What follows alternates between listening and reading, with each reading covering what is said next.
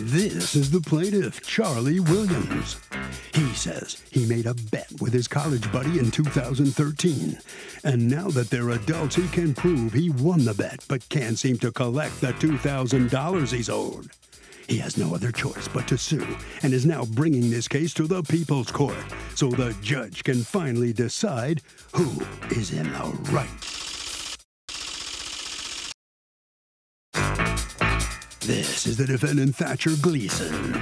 He says he and his college buddies made a lot of dumb bets back in the day, and no one paid them off. This bet was no different. It was like a joke, and he owes nothing. He's accused of keeping his cash.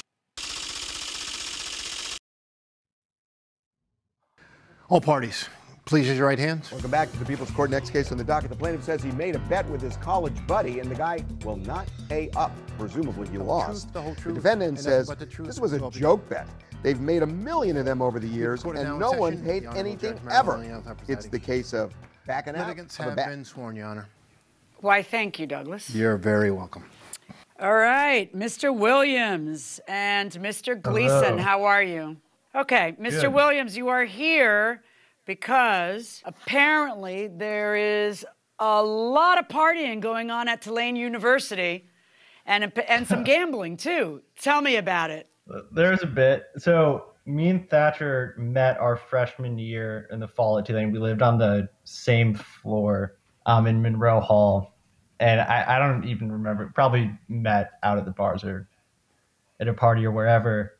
Anyway, we became friends.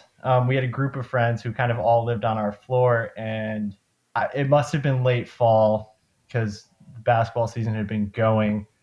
Andrew Wiggins, who is currently on the Golden State Warriors, was in college at the time. And Thatcher had been like showing us hoop mixtapes and YouTube videos of Andrew Wiggins playing basketball. He was like, this guy's the next big thing. So confidently that he said he was a sure thing going to be in Naismith Hall of Fame by the end of his career. I felt pretty confident that that wasn't the case, or at least that, like, however many things could go wrong. Where are you guys when this discussion's taking place? Where are you? At a party? In the dorms? Where are you? We were in my dorm room. A bunch of us. It wasn't just me. It was like us and like 3 or 4 of our friends. What time of night was this? Early evening. Okay. It would have been some point kind of like after the day had started winding down. During the week. Too. Go on. So we were getting into it, and I honestly couldn't tell you who raised the bet, but we ended up shaking hands on a $2,000 bet that Andrew Wiggins would not make the Hall of Fame. I said he wouldn't make the Hall of Fame. Thatcher said he would.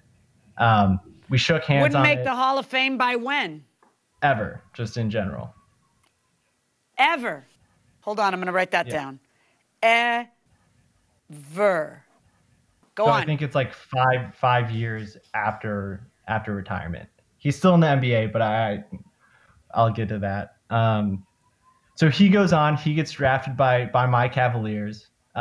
He got traded when Kevin Love came over and LeBron came back. We ultimately won a championship. Really big day for the state of Ohio. I think that was in 2016, so 3 years later. Now he is 7 years into his NBA career, and I guess completely blown it at this point. I'm not sure if now would be the right time to read you some statistics on why I think it's a sure thing that he will not be in the Hall of Fame. How are you going to read me statistics that will tell me today whether Mr. Wiggins is going to be in the Hall of Fame ever? How are you going to do that? So I sent through something from Basketball Reference of list of Hall of Fame probabilities. I think they stopped counting at people who have below a 0.2% chance at making the Hall of Fame, which leaves him off. I think, to my point, there's a few other things that kind of make the point. I think first, he has a below average player efficiency rating, below average shooting percentage in every major category, a negative plus minus in 7 of 8 seasons, 0 All-Star appearances, second lowest shooting percentage in the league in clutch moments, 1 appearance in the playoffs where he didn't make it past the first round. He's an average They value must over hate paying him that player. $30 million salary they're paying him. They must. Below average VORP, 0.2. He's one of 3 NBA players in the history of the league that's put up a negative VORP as a starter in the league. Neither of the other two have made the Hall of Fame. But I think more importantly than that, I think Thatcher would pretty readily admit that he was wrong and that the bet is over. In terms of the result, I think what his point is that. So you feel that what a bunch of I'm going to be kind and say drunken boys in a dorm room back, I don't know how many years ago, when you feel that that is an enforceable contract and he wants you, Mr. Gleason, to pay up. Let me hear from you, Mr. Gleason. Fall of 2013 was a chaotic time on this planet. And there was a lot going on. Andrew Wiggins was attending his freshman year at Kansas, and I had actually seen him play at the Basketball Hall of Fame the year before. And I really thought both him and Jabari Parker actually were going to be transformational NBA talents. And Charlie is right. I will admit 7 years into Wiggins' career, he really has no chance of making the Hall of Fame. He's averaging 19.7 points per game. Very low player efficiency rating, all that. I concede that he's not going to make the Hall of Fame. However, I would like to stress that at this time in our lives, such a chaotic time, we were making so many bets, offhanded, whimsical bets, that I think for Charlie to pick out 7 years later this one bet where he would win $2,000 and bring that up, and neither of us could remember any of the other thousands of bets we've made. So it's just very Why was this a chaotic time? Why are you talking about this being a chaotic time? Oh, just the world, was going nuts. What was going so nuts in the world? I think it's kind of nutty now. Yes, I think still that, is. I'm not sure what was chaotic other than you were a freshman at Tulane. Was that the chaotic part? What was so chaotic about everything? It was chaotic. I will say that. Guys, what on earth would make you think that I am going to enforce a drunken bet between 2 freshmen in a dorm that involves Andrew Wiggins? What makes you think on this planet that you can use the long arm of the law to go ahead and enforce something that is 100% illegal, which is betting? How do you figure that you're going to, let's say you sold him an ounce of cocaine and he didn't pay you for it. Would you come to me and say, I want my money, I sold him an ounce of cocaine? See, it is not enforceable. It's against public policy to enforce betting. Why? Because it's illegal. So how do you figure in a million years that I am going to stand here and tell him, pay that guy $2,000? Even if you guys have less faith in Andrew than I do. So you haven't lived long enough to see, odds be defied. That's the problem. You're just youngins. You think that you know things. 7 years out, you're willing to throw in the towel. Have you never watched something beautiful happen, gentlemen? Have you never seen something just out of the blue happen? But where do you think, what makes you think in a million years that I am going to enforce a bet that originated in a freshman dorm at Monroe? Tell me. So I think, and maybe I could be wrong, but my understanding of the law, which you probably know better than I do. Oh, you think? Is that the wire transfer portion of the bet is where the issue arises, but the agreement, like making the bet, was illegal at the time. And you're asking me to enforce something.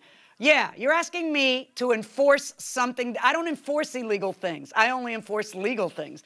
Where do you get the idea that bets are legal? They're actually illegal. So, you can. Yeah, he can't pay me. You just want me to say you're right? Is that it? You want someone to say you're right? Well, here's this. You're wrong. I'm going to say you're wrong. First of all, I'm not going to enforce your bet because it's illegal, and I don't enforce illegal contracts. So you're going to lose. Let's establish that. But knowing what I've seen and knowing what I know, I will never say never, okay? So you're premature, too. You think you know. 7 years, you have no idea what's going to happen. Statistically, it may not happen. Statistically, if I was a betting woman, which I'm not, I might bet that he's not going to make it. But have a little faith, gentlemen. And thank you. Thank you. I haven't had this much fun with college boys since I was in college, okay? So, case dismissed.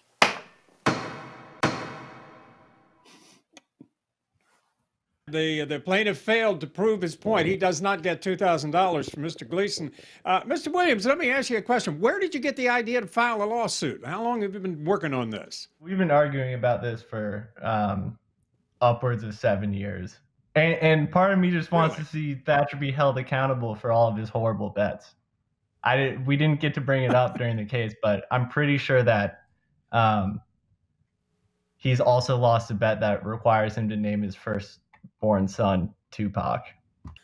He's got one on you now. Mr. Gleason, how do you feel about this? I feel fantastic. I feel like a cloud has been lifted. For 7 years, I've been walking around with these false accusations against myself and my character, and it really just feels good. As you can see, I've got this free Thatch shirt that I made up for the case, because really all this was about clearing my name, and I feel great to have my name cleared. All right, you're vindicated. You're the winner. So you got one on him.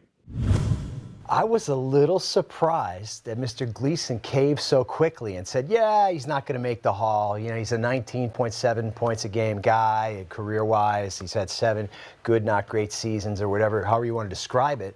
Anything can happen, like you said. That's right. Have a little faith. How are you so jaded 6 years out of college? Right. There's talk right now that I think Wiggins might get traded by Golden State as soon as this week. What if he goes to a new team, there's some new chemistry, and all of a sudden he leads them to 5, 6 straight world championships, and all of a sudden he's in the discussion. He might be in the Hall. Yeah. So you There's still that little illegal bet thing that kind of stops him from collecting, but you know. Yeah, judges aren't in the habit of enforcing illegal agreements. No, we're not. In court. No. Whether it's for a bet, whether it's for an illegal drug transaction, anything at all, they tend to keep their hands away from that sort of thing. So. Yeah. Okay, Joey wants to know this. Hey, Harvey, if you were appointed to represent Casey Anthony or O.J. Simpson, who are you going to choose and why? Well, I'm not going to answer about which one, but obviously there are issues with both, right? And it is very unpopular. I'm really glad you asked this question because, you know, there are lawyers who are being attacked right now. There's one that was even fired that I know of from a law school where he was teaching because he represented an unpopular defendant. That's not the way this country is supposed to work. In our Constitution, which it seems these days people selectively pick and choose from, you have a right to a lawyer. And a lawyer who represents somebody who is despicable even has a right to a lawyer. And it is noble when a criminal defense lawyer steps up and does that. And that criminal defense lawyer should not be attacked for doing what is required under the Constitution. And it's really upsetting me that that seems to be what's going on in society. We'll see you next time.